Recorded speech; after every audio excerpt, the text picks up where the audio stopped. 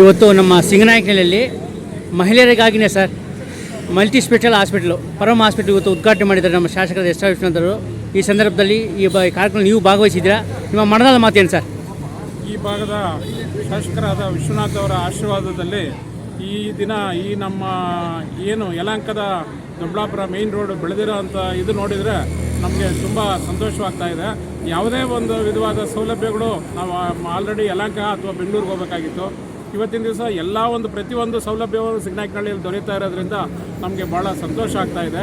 ಜೊತೆಗೆ ನಮ್ಮ ಶಾಸಕರಾದಂಥ ವಿಶ್ವನಾಥ್ ಅವರು ಎಲ್ಲ ರೀತಿಯಾದ ಸಹಕಾರ ನಮಗೆ ಕೊಟ್ಟು ಈ ರೀತಿ ಅಭಿವೃದ್ಧಿಗೆ ಕಾರಣರಾಗಿದ್ದಾರೆ. ಯಾವುದೇ ಒಂದು ಫಂಕ್ಷನ್ ಆಗಲಿ ಬಂದು ಅಟೆಂಡ್ ಮಾಡಿ ಅವರಿಗೆ ಆಶೀರ್ವಾದ ಮಾಡಿ ಹೋಗ್ತಾ ಇದ್ದಾರೆ. ದಯವಿಟ್ಟು ಅವರಿಗೆ, ಅವ್ರ ಮಕ್ಕಳಿಗೆ ಮತ್ತು ಅವ್ರ ಕುಟುಂಬಕ್ಕೆ ನಮ್ಮೆಲ್ಲರ ಒಂದು ಇದ್ರ ಮೇಲೆ ಏನು ಕೋರಿಕೆ ಮೇಲೆ ಅವರಿಗೆ ಒಳ್ಳೆಯದಾಗಲಿ ಅಂತ ಅಂದ್ಬಿಟ್ಟು ಬಯಸ್ತಾ ಇದ್ದೀವಿ ನಾವೆಲ್ಲರೂ.